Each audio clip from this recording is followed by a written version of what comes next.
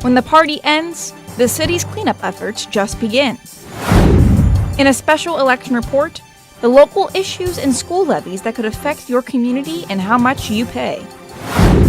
Ohio soccer is doing something they haven't done for over a decade. Newswatch starts right now.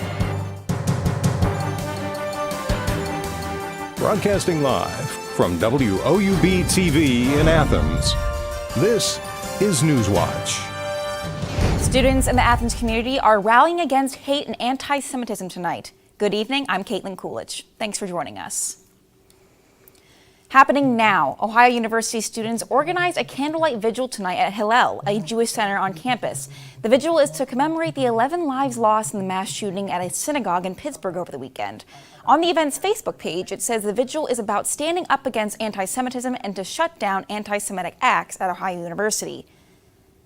The man accused of opening fire in the Pittsburgh synagogue could be facing the death penalty.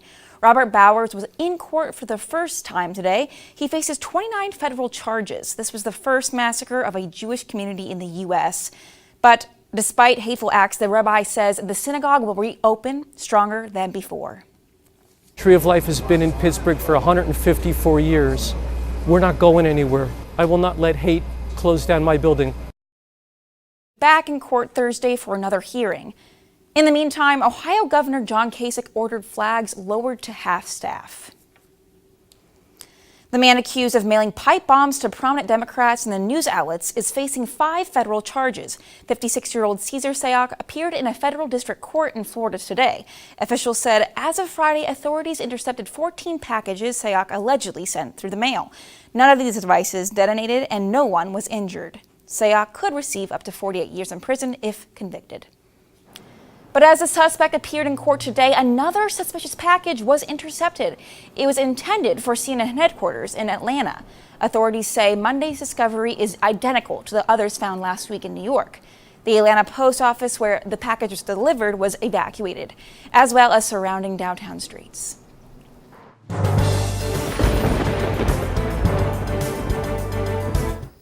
Well, the rain that we saw this past weekend has finally moved out. Hi, everybody. I'm forecaster Nicholas Snyder. Right now, it is just gorgeous out there. 53 in Athens. The pressure is at 29.62 and rising, and the humidity is at 65% with winds out of the west at 3 miles an hour. All across the area, we're seeing different pictures. Lake effect clouds are affecting the northern and eastern portions of the viewing area, but south and west, we're seeing mainly clear skies with temperatures in the middle and upper 50s. As a reminder, follow me on social media at Snyder_WX on Twitter and Instagram to receive weather updates, ask me any weather question, and submit your photos. The highlights for the next couple of days: a pleasant early week with warmer temperatures, but midweek rain is on the way. We'll talk all about that coming up in my full forecast in the next couple of minutes. Caitlin, you might want to bring those rain jackets and your umbrellas for your trick-or-treat festivities on Wednesday. Oh, goodness. All right. Well, thanks, Nick. All right, so every year on the Saturday closest to Halloween, thousands gather for the Halloween block party on Court Street. But what happens after all the partygoers are gone? WOU reporter Stephen Hernandez shows us how city staff workers overnight to leave Court Street clean by Sunday morning. Every year, on the Saturday closest to Halloween, thousands of people go uptown for the Athens Halloween block party. But when the last band plays and the crowd starts to clear, the night truly begins for those that clean up. As soon as authorities start clearing the roads, the Engineering and Public Works Services remove the barricades and sweep the streets to tidy up Court Street by Sunday morning. Andrew Doherty, the Assistant Director of Public Works and Engineering of Athens, says the cleanup starts at 2 in the morning and may not finish until 6. The guys work tirelessly through the night to make sure that it's pretty spotless so that Sunday morning, it's squeaking clean. His favorite part is watching the cleaning staff, 24 of them, fly up and down Court Street to pick up as much trash as they can. The synchronization of watching the guys with the blowers and blow everything into the street and how quickly they get it done, I think is pretty impressive, really. Last year was my first year watching it was pretty amazing to watch them all work together, and it's all synchronized. It's like they each know each other's moves, so it's pretty amazing to watch them work. Jim Secoy is one of those workers. He's been cleaning after the block party for 22 years and still enjoys coming up to Court Street. I enjoy it. I mean, get to see everybody up here partying, having a good time, and then clean up afterwards. But while he does a lot of work behind the scenes, he doesn't see himself as an unsung hero. It's everybody in the street department, and water and sewer gets involved. I mean, it's pretty much an all hands on deck to get it cleaned up. It's all hands on deck for emergency service workers during the block party too. Law enforcement agencies from around the region help out during the night. The Ohio Department of Public Safety Investigative Unit made a total of 83 arrests on Friday and Saturday from alcohol offenses. And the Athens County Emergency Medical Services responded to 14 calls of service. But as for the cleaners, Rob Hetty, Director of Engineering, would rather have his staff's work be out of sight and out of mind. As public servants, public workers, our job is to kind of not be talked about or not seen. If no one calls or praises us, that's probably a good thing, because usually we hear the complaints before we hear the praise. While the cleaning staff may work hard in the dead of night, it's nice to appreciate the work they do to make Sunday morning Athens look a lot less spooky than the block party. For WOUB, I'm Stephen Hernandez. According to a calculation by Andrew Daughtry, the cost of employees and equipment for the cleanup was about $12,000. More than 100 people are facing alcohol and marijuana-related charges after the Halloween block party this weekend. The Athens Police Department arrested 12 people. Ohio University Police arrested 9 people Saturday night, and Ohio Department of Public Safety officers made 83 arrests Friday and Saturday. City officials say the block party ended around 1 a.m. There are several school levies on the ballot in November that could have major implications for the local communities. Coming up after the break, we will break down all of these levies and why some of them are sparking a lot of debate.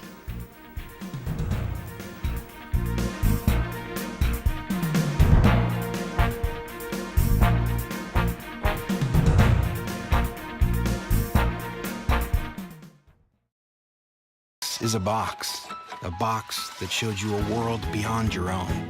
It was just a box, but the world has changed, and so have we. And now the box can be almost any size or shape. And you decide what you want to explore. Anytime, any place. Break out of the box with PBS.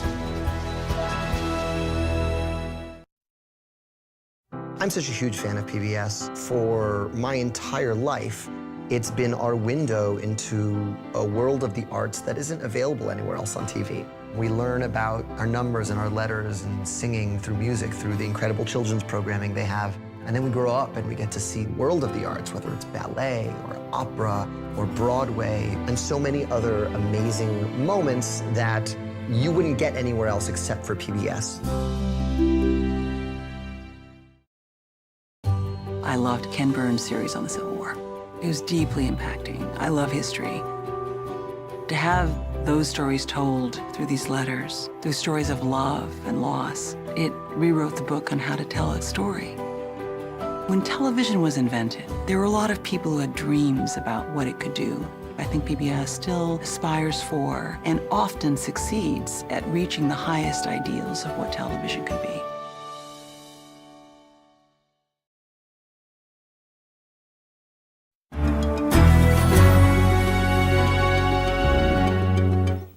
Alexander, Athens, Logan Elm, and Southern local school districts all have levies on this year's ballot. In this special election report, we break down each levy and how much it could cost you. Residents within the Alexander School District will once again vote whether or not to pass a school levy. But heavy cuts and job loss could be on the table if it isn't passed this time. Stephen Hernandez has the story.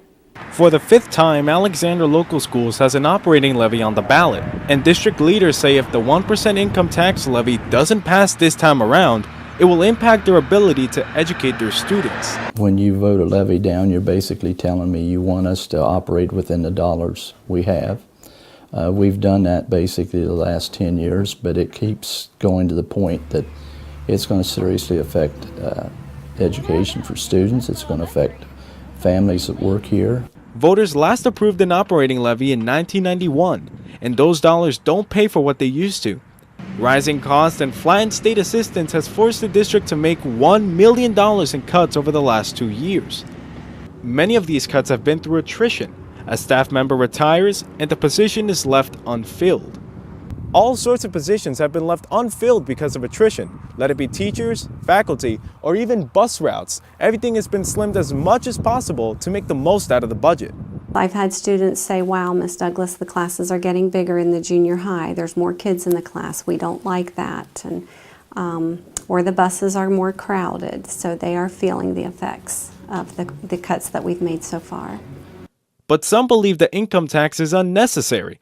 Facebook groups like the Say No to Alexander levy are critical of the school board's management of the district's finances. The district says if it doesn't get more funding this time around, it will have to start cutting jobs. We're the biggest employer in the 5 townships we cover, so at some point it's going to start affecting local families and local jobs. But no matter the outcome, the district will continue the work for educating their students. People care a lot for their kids, but in this day and age, it costs for programs, and people have to understand that. For WOUB, I'm Steven Hernandez.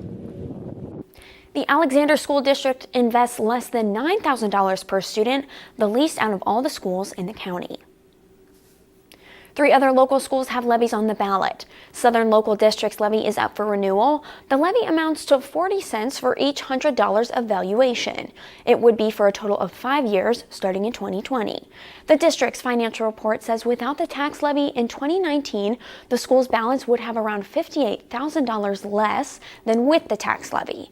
In 2020, the difference would jump up to around $174,000. Logan Elm School District has both a bond and levy proposal. If it has an affirmative vote, the funds would be used to construct and renovate school facilities. The plan is to construct a building dividing into 3 zones: elementary, middle school, and high school. If passed, the anticipated opening is the 2022-23 school year. It would be around 68 cents per $100 valuation, with the bonds for a maximum of 37 years or until the amount is paid off. The permanent improvement levy would be 5 cents for each $100 valuation. The added monthly cost for a $100,000 home is more than $21.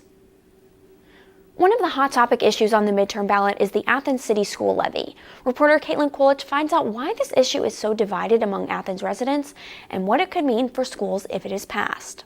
The signs are everywhere around town. Either vote yes or vote no on the Athens School Board levy. If the levy passes, new schools will be built for East Elementary, Morrison Gordon Elementary, and Athens High School, and the middle school and Plains Elementary will undergo renovations. The plans for the new buildings and renovations will cost around $86.1 million, with the state chipping in around $27.5 million of the total costs. Ann Morrison, an Athens resident whose son goes to East Elementary, says the increase in property tax to pay for the new schools will make living in Athens less affordable for people. It just seems that to raise people's housing costs to pay for something that people may or may not want, the lower income people who don't seem as represented in the reports that I've seen in the meetings, it may not be what those people want, yet they're going to end up having to allocate more of their income towards it. But some Athens high school students we talked to say buildings are needed. This group says there are problems in the high school, like its leaky roofs, outdated security technology, cracked tennis courts, and its small cafeteria. Senior Jacob Stalker says the outdated security system and the walls that can easily be torn open are a big concern. That's just asking for some kind of failure, and then you're open to any kind of attack, honestly. Senior Caitlin Shyrock agrees. Fear, and even after we graduate, that's still going to be a problem, and we're still going to need a safer building for the students coming up. Modern, safe schools. That's what some supporters say the levy will bring to the district if voters pass it.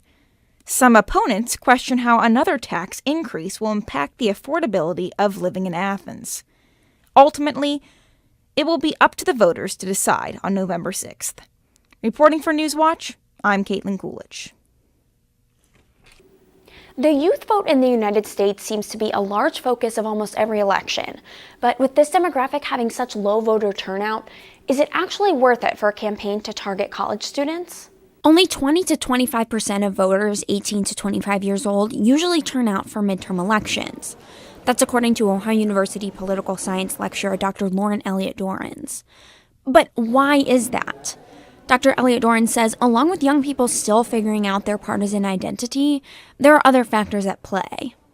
Some of it is this misconception amongst youth voters that politics isn't relevant at this stage in life. Every election cycle, there is a concerted effort to tap into the youth vote, which in this day and age means celebrities and social media.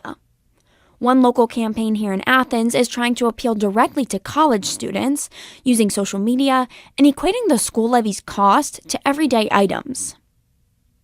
Anytime we can make politics tangibly relevant to somebody is important. And people do this all the time, especially with students. But even with this arguably clever campaign, this demographic still might not even show up to the polls. Young people tend to be doers more than they are voters. So whereas young people are less likely to vote, they're much more likely to be active in terms of like civic organizations. So even though the Pew Research Center says the younger generation makes up a large part of the electorate, it still remains to be seen whether or not they'll actually turn out.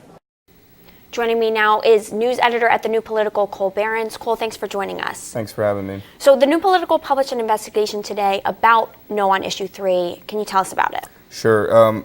What the findings of our article discovered is that a marketing professor at Ohio University had been commissioned by this mysterious group to create at least a portion of the door hanger. He had discussed it in class and asked for the students' feedback on the door hanger.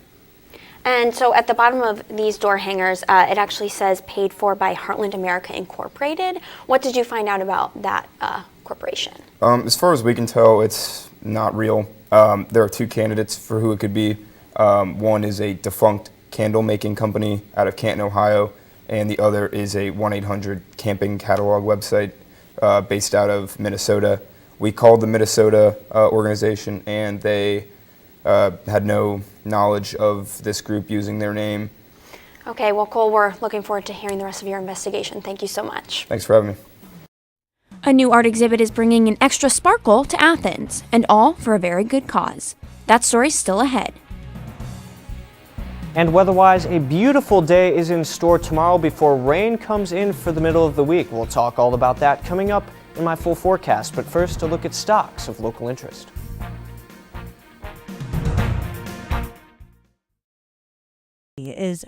WOUB is member-supported public television. Your contribution keeps WOUB available in your community. Become a member with a gift of $60 or more for access to stream more than 1,000 of your favorite PBS programs through WOUB Passport. Programs like Nature, Sherlock, and all episodes of Downton Abbey and Victoria. Pledge now at woub.org.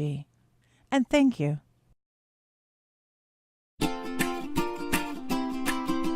I love PBS because at the heart of everything PBS does is education. I use PBS not only in my home, but also in my classroom. It's kind of the idea of being the great equalizer for learning and for education. I'm a lifelong learner, and PBS has always been part of that journey for me. I love PBS because PBS supports teachers. They know what works for kids and what's best for kids, and that's why I love PBS.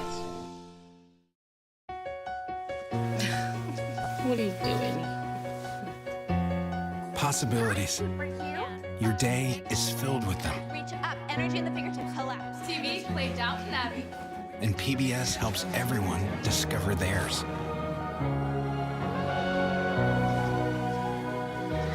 Anytime, anywhere. Up in the sky, you can see it.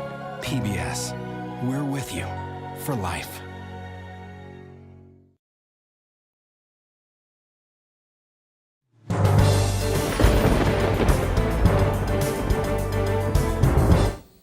Welcome back to Newswatch. I'm forecaster Nicholas Snyder. The rain has moved out and it was a pretty gorgeous day out there today. 53, pressure's at 29.62 and rising as that area of low pressure moves out of the area. Humidity is at 65%, so not all that muggy. Winds are out of the west at 3 miles an hour. All across the area, seeing lake effect clouds kind of coming in from Lake Michigan and Lake Erie. So the northeastern part of the viewing area is under mainly cloudy skies, but off to the west and south, we're seeing that sunshine all around. Temperatures in the lower and middle 50s as you go all across the area. And we're clearing out due to this high pressure off to our south and west. And that's going to move off to the east tomorrow and really warm us up before a cold front moves in later on in the week. More on that in a second, but first let's get you through tonight. 37, mainly clear, possible clouds, especially north and east with that lake effect cloud action going on. Winds will be light out of the mainly southerly winds. All across the area, again, clouds north and west. Actually, watch out for a possible rain shower, especially off to the north and east. Off to the west, mainly clear skies. Temperatures will be in the upper 30s and lower 40s as you go all about the area. Tomorrow, just a gorgeous day though. 62, AM clouds, PM sun. Winds will be out of the south at 5 to 10 miles an hour. All across the area, temperatures will be in the upper 50s and lower 60s. 57 in Columbus, 58 in Newark, 60 in Cambridge and New Martinsville, 60 in Marietta, 62 in Ripley, 62 as well here in Athens. Clouds move in from the west as an approaching cold front makes its way in. Here's that high pressure moving off to the south and east. That's going to pump warm and moist air from the south and really warm us up tomorrow, bringing that gorgeous weather as I mentioned earlier. But here's that cold front draped across Iowa and Missouri. That's going to move on through, and bring in those rain showers, really increase our winds for your Halloween day as well. Extended forecast as we take a look Wednesday into Thursday. Look at this warm up. 68 on Wednesday, 57 on Thursday with rain likely. By Friday, we clear you out at 56. And the sunshine returns for the weekend at 53, 56 on Sunday, and 59 on Monday with partly cloudy skies. But if you're going trick-or-treating on Wednesday, you're going to you want to make sure those kids are in their rain jackets and bring their umbrellas as well, because it will be a very rainy day on Wednesday going into Thursday, Caitlin. Oh gosh, yeah, a lot of soggy costumes, Nick. A lot of soggy costumes. All right, well, thank you for that. And now we're going to head over to Noah Wolf at our Sports Center, and he's going to tell us all about what's happening in Athens and OU sports. Thanks, Caitlin. Coming up in sports, check out which area high school football teams made it to the postseason. And Ohio volleyball has defeated Eastern Michigan every year since 1999. Did they keep their streak intact this Saturday? Find out next on Newswatch. This is a box. This is a box. A box that showed you a world beyond your own. It was just a box. But the world has changed, and so have we. And now the box can be almost any size or shape. And you decide what you want to explore. Anytime, any place. Break out of the box with PBS. This fall is going fast, but don't get bored on us mid-season now. The playoff picture is starting to develop, and every game that we bring you will have playoff implications. Right now is one of the most exciting times of the fall. Which means you can't afford to miss Friday nights with us. Live at 11:30, Gridiron Glory is here for you. And check out our Snapchat, Facebook, Twitter, and YouTube pages all throughout the week. They're chock full of coverage. So start your weekends with us. And remember, there's nothing better than Friday nights in Gridiron Glory. I'm such a huge fan of PBS. For my entire life, it's been our window into a world of the arts that isn't available anywhere else on TV. We learn about our numbers and our letters and singing through music, through the incredible children's programming they have. And then we grow up and we get to see world of the arts, whether it's ballet or opera or Broadway, and so many other amazing moments that you wouldn't get anywhere else except for PBS. WOUB is member-supported public television. Your contribution keeps WOUB available in your community. Become a member with a gift of $60 or more for access to stream more than 1,000 of your favorite PBS programs through WOUB Passport. Programs like Nature, Sherlock, and all episodes of Downton Abbey and Victoria. Pledge now at woub.org. And thank you.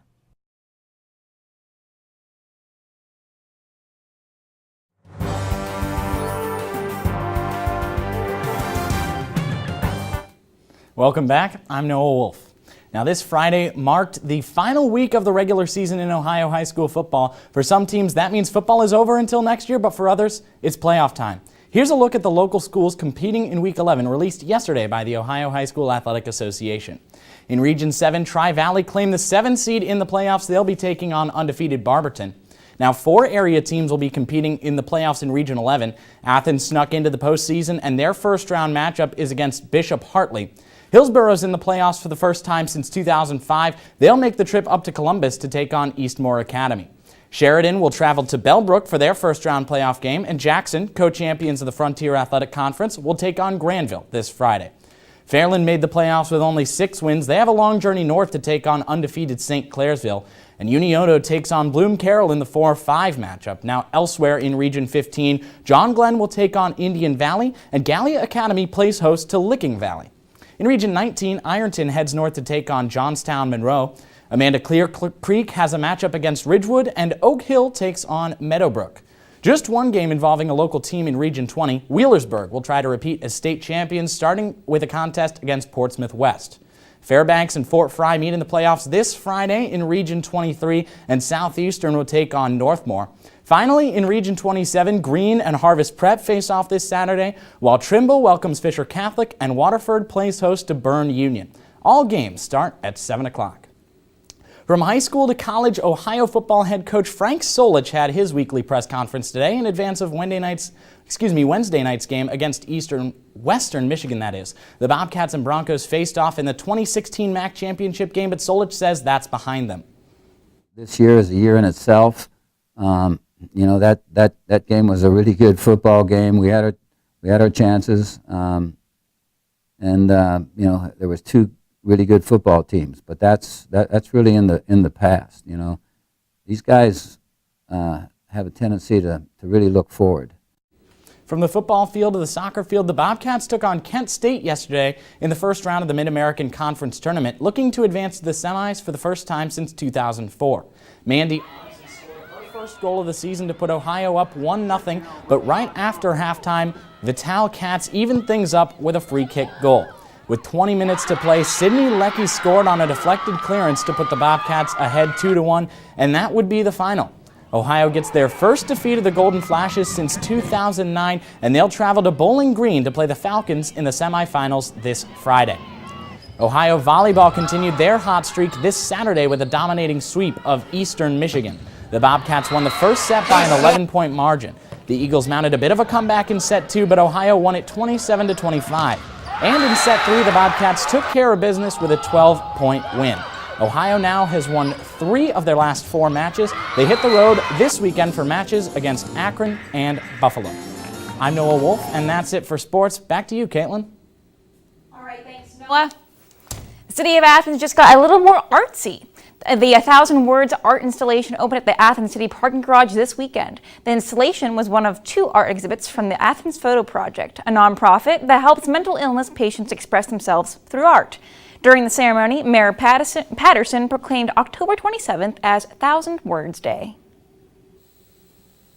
Welcome back to the Newswatch Weather Center. I'm forecaster Nicholas Snyder. Just a gorgeous day tomorrow, 62. If you're taking those kids to soccer practice or maybe football practice, it will be a great day for that. Winds will be out of the south at 5 to 10 all across the area. Same gorgeous weather. Clouds will move in from west to east as a approaching cold front makes its way through. And that cold front's going to bring some rain in for your Halloween. 68 with likely rain on Wednesday, 57 with even more likely rain on Thursday. We clear you out for the weekend with highs in the lower and middle 50s. All right, thanks, Nick. And that does it for our broadcast this evening. Thanks for watching. I'm Caitlin Coolidge, and have a great night.